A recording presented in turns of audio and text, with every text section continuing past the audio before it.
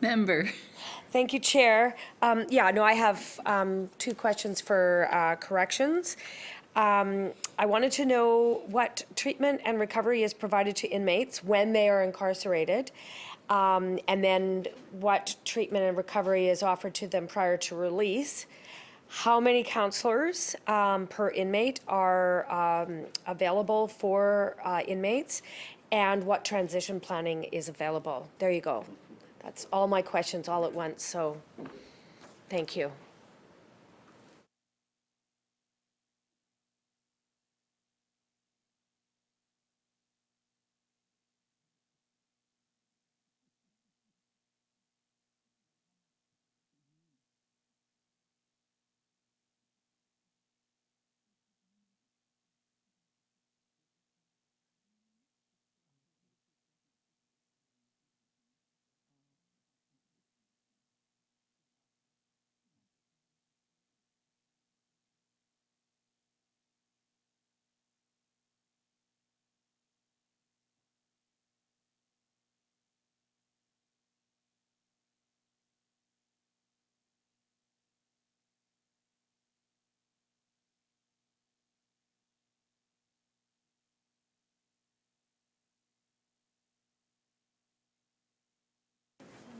Minister. Thank you, Honourable Chair. We can get the number of councillors for the Honourable Member province-wide. And in terms of health services, I can tell the member that, for example, we were just pursuing this line of questioning with my colleague, that since the transfer, there's been a significant improvement in terms of continuing care. We've managed to do away with the wait list for opioid addiction treatment. So that's been a significant improvement. In terms of programs, rehabilitation programs that are available, there are a number of them. They include education upgrading, respectful relationships, relationship violence program, living without violence, so it was formerly known as violence prevention, substance abuse management, alcohol and drug counseling, sex offender treatment, essential skills to success, and Aboriginal justice. There are programs that are specific to women. For example, substance abuse management and Thinking Needs to Change program. There's also work programs, so kitchen crew, building maintenance, electrical course, tree farm, bicycle mechanic certification, food safe certification, WHMIS certification, horticulture, framing, drywall, painting and construction, fish hatchery, tailor shop, forest firefighting, and first aid. Member. Oh, sorry. Member. Getting back into the estimates and going through the chair. Thank you very much. Member from North Vancouver, Seymour. Thank you, Chair. Was, just a clarification, was the question or the answers that I got, was that in anticipation of release, or was that when the inmate was currently undergoing or is incarcerated?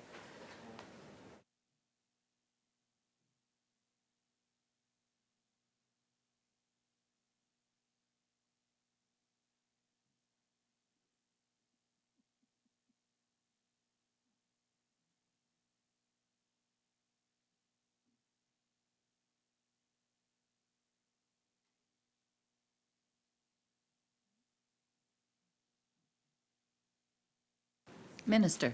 Thank you, Honourable Chair. There's release planning done with all inmates, and there's a special team in place for those who are high risk, and these programs are available to all inmates as part of their release planning. Member. Thank you, Chair, and thank you for the answer, and I will look forward to the numbers for the councillors. Thank you very much. Member. I think we're ready for the coroner.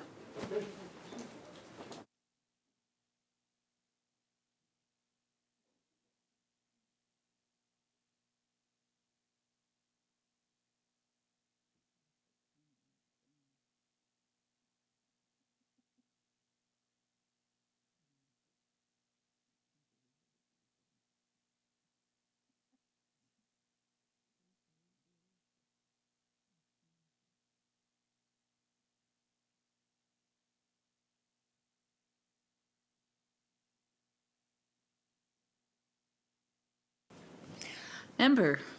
Thank you, Chair. So I've just got one or two questions. I know you're counting as far as the number of questions, so I better. So there were just over 1,100 drug overdose deaths with fentanyl detected in 2017. There was identified in the coroner's report a 73% increase over 2016. I'm wondering if the minister or the coroner has updated numbers for the month of January or February of this year.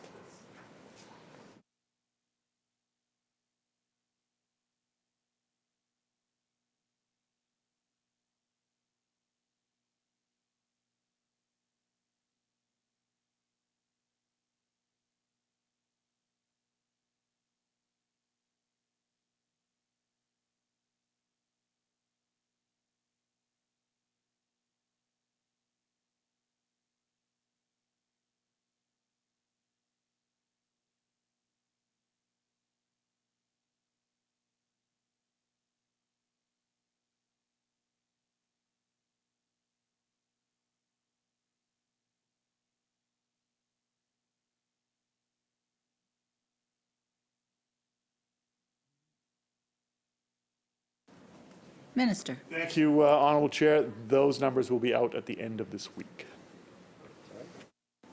Member. Thank you, Chair. Thank you very much. I'll be looking forward to looking at those numbers. Thank you. Member. Thank you, Chair. So I'm curious, we've had another terrible year in 2017 with fentanyl overdoses, more than 2016. The number of overdose deaths that we've had, I'm just curious, has the coroner conducted any death reviews on, particularly on the overdose situations, and has she come up with any determinant factors or anything that we need to be doing that we're not doing right now, or identifying the here I am layering a whole bunch of questions on you again, but so just curious as to whether she's done any death reviews and what her outcomes might be.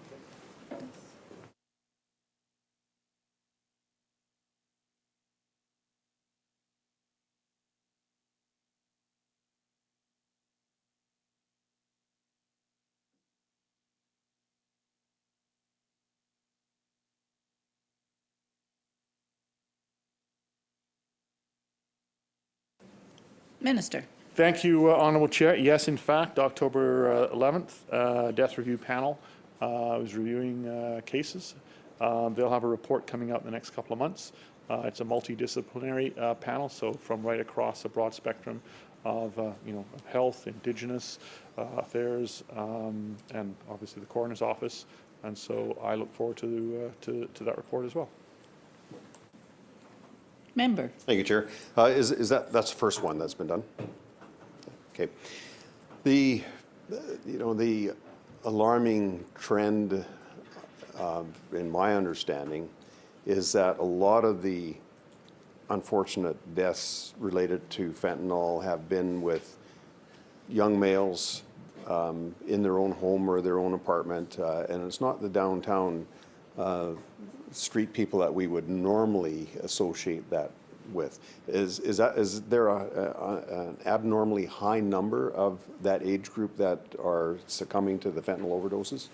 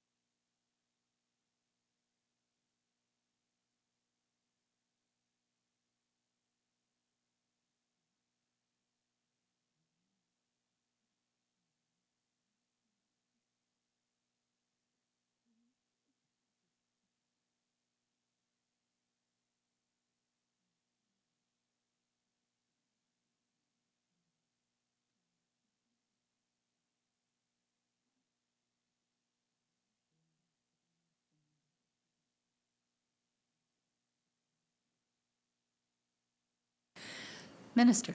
Thank you, Honourable Chair. I can tell a member that the largest group is males between the ages of 30 and 59.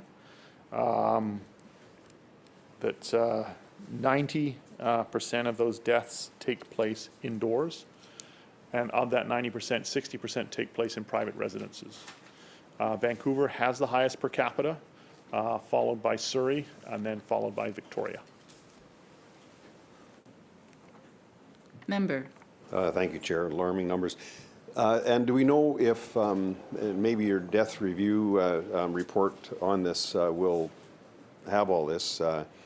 Do we know whether these individuals were employed, were working, and did these take place primarily on weekends? Are we being able to narrow in on some of these issues so that we can plan a strategy to address it?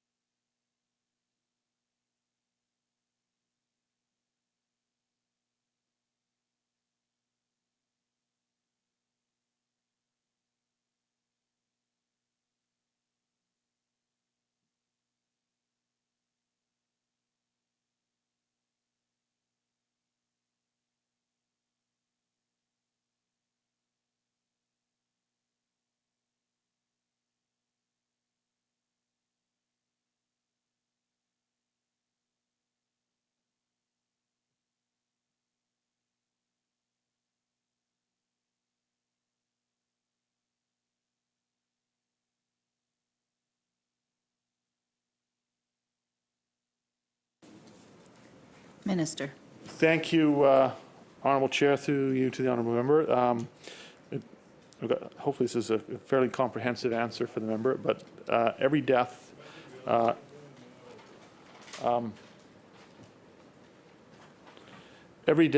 is examined by the Drug Death Investigation Team, which consists of 20 part-time coroners. It is unique in the country.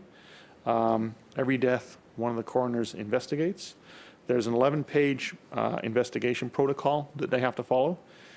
It includes looking at things such as previous history, mental health history, prescriptions, things like that, employment status, economic status, whether or not the individual is Indigenous. If that's the case, that's shared with the First Nations Health Authority, and that is applied to every death, every overdose death, pardon me, since January 1st, 2016. And it's one of the key purposes is to build that baseline of data and statistics to help shape strategies going forward. Member. Thank you, Chair. I'm looking forward to the report and the strategies that the ministers no doubt formulating to address the serious issue that we have in British Columbia. The coroner has obviously meets with her counterparts across the country to look, because this is not a phenomena in British Columbia, although we seem to have the largest amount, I think, if my memory serves me correctly.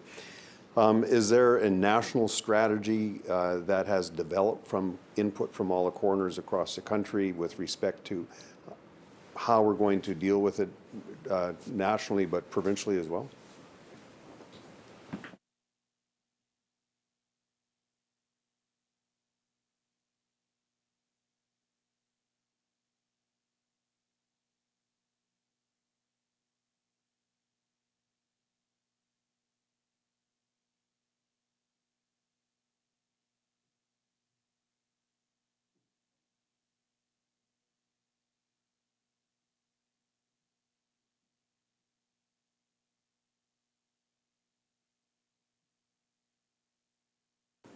Minister.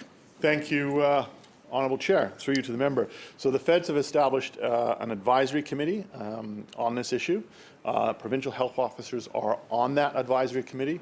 The coroners are part of a subcommittee that feed up into that, and provincial health officers take that to the national level. Member. Thank you, Chair. And I understand that there's money coming from the Feds to deal with the fentanyl crisis here in British Columbia. Have we got money from the Feds? And how much is it that we've received for fentanyl?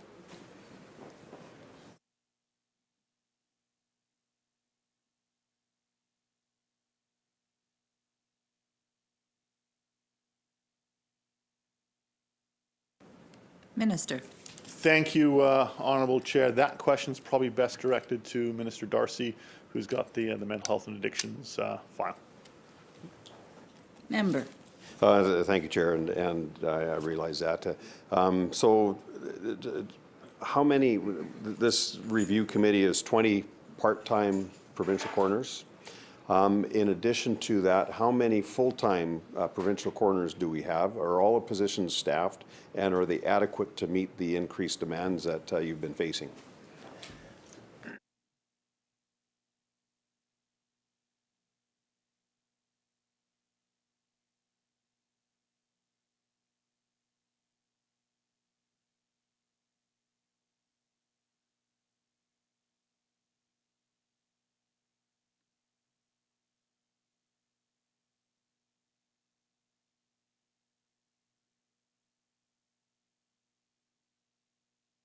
Minister. Thank you, Honourable Chair. Through you to the member. We have now hired 5 additional full-time coroners, so we are fully staffed. In a September budget update, and that's part of this budget, was the $7 million over 3 years, so that the coroner's office does have the resources that it needs to deal with this crisis that we have got. That funding was a result of the need for more resources.